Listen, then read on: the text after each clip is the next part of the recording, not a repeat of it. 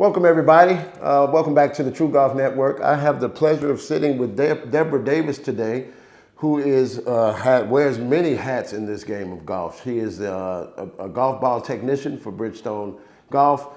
She also is a partner in the Greatness in You program here in the Atlanta, Georgia area, as well as the site leader and coach for the LPGA Girls Golf Conyers.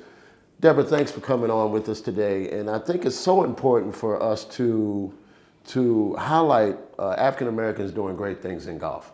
I think often we find ourselves looking for venues and people that we can reach out to in our communities to serve as mentors for both young men and women and introduce them to this game. So we applaud you for your efforts in that way. Why don't you give us a little bit of a history about you, how you got started in golf, and what inspired you to serve in this way in this community? First of all, I want to say thank you for having me. I started in golf almost by way of tennis. I played tennis in college, never had a desire to play golf, and some friends came to Antigua, which is where I'm from, to visit, and each time they came, they had golf clubs with them. And I decided to try, and that was the end of tennis. I just went straight into golf, took it very, very serious because that's how I took my tennis as well. And fast forward, I played on the LPGA Futures Tour in just a little over playing for 2 years. And that's because I worked with a coach every single day for 1 full year, 6 a.m. to 6 p.m. And he got me to a 1.2 handicap, and I just felt like I had what it took to, take it to the next level, which I did. And through that path, I just felt like there's a need for more for people who look like us.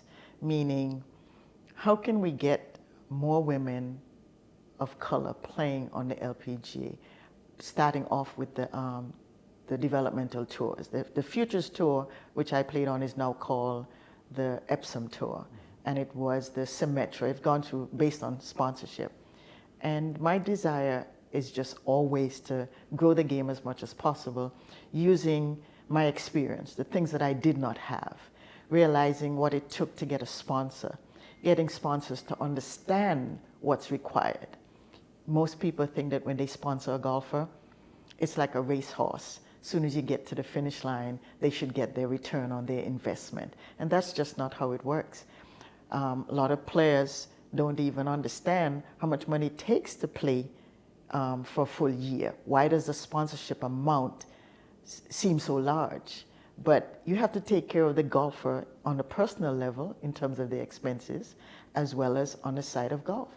And that, I believe, is the biggest deterrent of people not understanding how do we get more people who look like me playing on the developmental and making the next step to the LPGA Tour. Wow, yes, I think that is the challenge that is in front of us.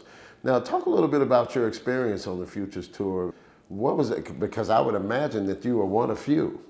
What was that experience like being out there on the tour and just the day-to-day of being different? Yeah.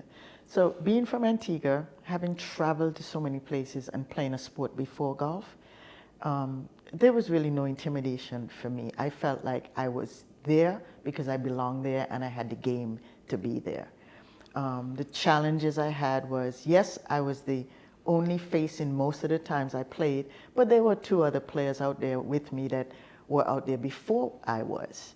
And the thing that was a challenge for me was not being out there, it was staying out there. How do I get enough sponsorship dollars to stay out there and play consistently, going from one tournament to the next and feeling tournament ready every time you got on the first tee? It was nerve-wracking, when I first got out there, but the more I stayed, the more I was able to go back out, I got comfortable. But the biggest thing was being able to find the sponsorship dollars. I didn't face any challenges in terms of people accepting me, playing with me, practicing with me. I made some really good friends while I was out there. So it was just the things that you needed, the tools you needed to be out there. Sponsorship dollars, entry fees were not high, but staying in a hotel for how many nights, getting to the tournament, things like that. Those are the biggest challenges, and I believe those are the same challenges that players face today. Sure. And I declared professional status in '97. So even though it has changed, has not changed very much in terms of finding sponsorship. Right, and we're looking at the amateur ranks moving to that venue, the amateur ranks, and we're trying to figure out, I guess, as an industry, how to make golf more inclusive. You're in the grassroots level of this effort. What do you see as the day-to-day challenges in getting more minorities introduced to the game of golf? I think we have to start with sponsors. The people who can sponsor, we need to find a way to educate them on the importance of sponsorship and how it actually works. I think if we don't spend time in that space, we're never going to see a change. We need to get sponsors who say, what does it take to sponsor a player? Why should I sponsor that player? We have to have answers for that. I do believe that, and I've said this from the time I stopped playing full time, is that we need what I am calling a clearinghouse. We have to have somewhere for our players to go and say, okay, I'm a professional golfer. I want to be on the developmental tour. It costs X amount of dollars. But then those sponsors have already put the money in a place where you draw from. So now you have a foundation that has $10 million in it. It's ran by people who understand the game, understand the sponsorship, and understand why it is important to have people who look like us out there. Then you go and you have to prepare to receive those dollars. Well, how do you do that? We provide you with everything you need: a mental coach, a swing coach. We prepare you for that, but you have to earn a spot. So we might have our own form of Q school to get our players to go out in the competitive world. Of course, there's some things that have to be worked out to make it make sense, but there needs to be a place to go to do that. Gotcha. And then talk to me a little bit about the Inspiring Greatness in You program that you partner in. What's the mission? What's the goal of that program? And what are you trying to do here in the community? So Inspiring Greatness in You is a birth child from my business partner, Carolina Mincy. The idea is that we teach STEM through golf. So what we do is, we know that every girl that comes to us is not going to want to play professionally, is not going to even stay in golf as long as we have. Once we have them, they're in golf, but then they might go off to do something else. We think that it's important that our girls are still in the golf space. And so we have female engineers. Why not have an engineer working for Titleist, Bridgestone, learning how golf balls are made? What happens to a ball when it has no dimples? What happens to a ball when only half of it has dimples? How do you develop a golf ball? And STEM is mathematics. You know, golf is also mathematics. Golf is physics. Why does a golf ball rise? Why does it stay low?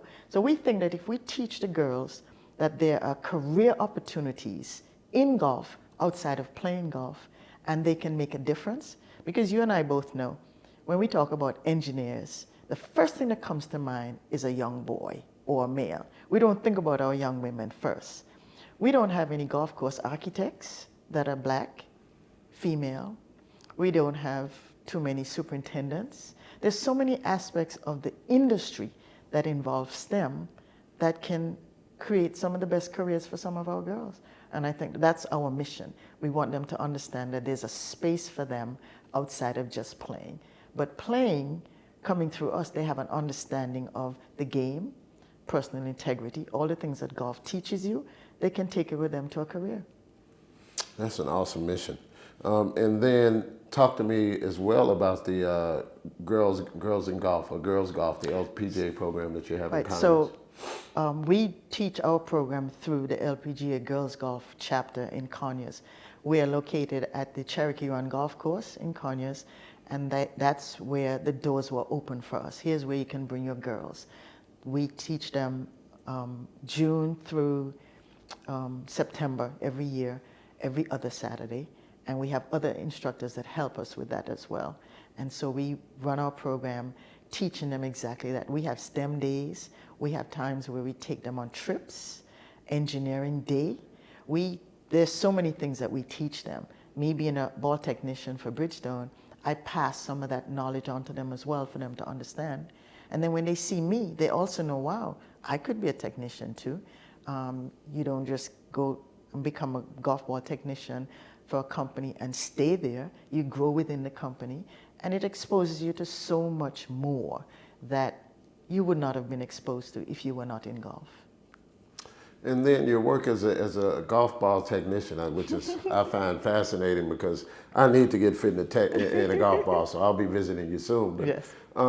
Talk to me about what you see out of most amateur golfers. You know, we have a lot of brothers and sisters that are trying to learn golf now, but Yes. the most important thing, as I see it, is one, getting fit for your clubs, but then once you get there, you need a ball that can give you the performance that you need to actually help you become a better golfer, whether it be around the greens, driving the ball straight. The golf ball is one of the, if not the biggest element in making that happen. So what are you seeing out there as far as fitting golf balls, and what should we be looking for in our areas as far as places to go to find out when Bridgestone is coming to us? Okay, so that's a really good question because that covers just about everything that I do as a technician. One, you should really be fitted for the ball and then your club. Most people get fitted for the club first and then the ball. Then they're not really mixing. What are the two things you use when you play around a golf? Ball and a club. A lot of players play from feel. They don't play from numbers. Bridgestone is the only company that does a golf ball fitting through data. And we fit competitively. So what we do is, let's just say you're using a TaylorMade ball right now, or a competitor ball. We let you test that ball, we pick all your numbers, and then we have a Bridgestone ball that we think is comparable to that can increase your performance. We let you hit that ball as well, and then we put it side by side and we show you, based on data, which ball is a better performing ball for you. We make a great product, but we don't make a product that is suited for every golf swing. So as an amateur, when I'm fitting and I see amateurs that come to me, the look on their faces when they realize the difference with the ball that they're playing with now and the ball we recommend, and how it changed in their distance, trajectory, just everything that makes a difference to improve your golf swing, improve your ball flight, your golf ball. It's just an amazing thing when you see them notice the difference, and when they actually go out and play with the ball, and they can now use that same data to see, wow, this really makes a difference. And so I think that it's helping so many people to realize that it's not just feel, because a lot of golfers play the ball based on feel, but then they don't know what it does when you're hitting the ball from the fairway. You can't see the ball when it hits the green unless you're really, really close. By that time, you're really not hitting a green in regulation when you're that close, you know? Yeah. Yeah, so it really does matter. But the key thing is fit to your ball first and then your clubs. Wow, so I've even been doing it backwards. So thanks for that advice, because I thought, quite frankly, it was the other way around. Once you get fit for your clubs, but I guess that makes sense, right? You're swinging the ball, whatever you're imparting. That's really not, path and stuff is not going to change. I mean, of course, lying on maybe some of that stuff would change, so that would affect the golf ball a little bit. But spin rate, launch angle, that type of thing. If you get into that makes perfect sense. And Tiger will tell you too. He has said it many times. He fits to his ball first and then his clubs. Wow. Well, you know, we're not all. He's so in tune with his hands. But we can get so much from him. That's though. true. Yeah. That's true. We could take that advice and run with it. That's for sure. That's for sure. Well, thanks for your time. Now, is there anything that I didn't ask you that you want to get out there that you think maybe the viewers would benefit our viewers? No, I think you are very thorough. I just, I'm very happy that you're doing this so that people can know, you know, when people look at television and they don't see us, this is a way for them to understand why. Why don't they see us? Because some people may say it's lack of discipline. Some people may say they just don't have what it takes. It's not that. I remember once someone saying to me the difference between the number 1 player on tour and number 30 is finance. I've heard them say the difference between the guy who's on tour and the guy who has not made it is finance. It's not athletic ability, hand-eye, none of that. And I truly believe that a lot of that is true. Not all of it, but a lot of it is true. Because when someone has the financial backing, then they become a little more in tune with what they're doing and what they're trying to do. And then if you were to meet, and I'm sure you do every day, but I'll give you the hypothetical. If you meet a young girl, let's say between the ages of 7 to 10, and she says that her dream is to become a professional golfer, what advice would you give that little girl in that moment? At that age, I would say, keep playing, have fun. Don't take the fun out of what you're doing. Even though it's a dream and it's long term, make sure you're enjoying it every single time that you do it.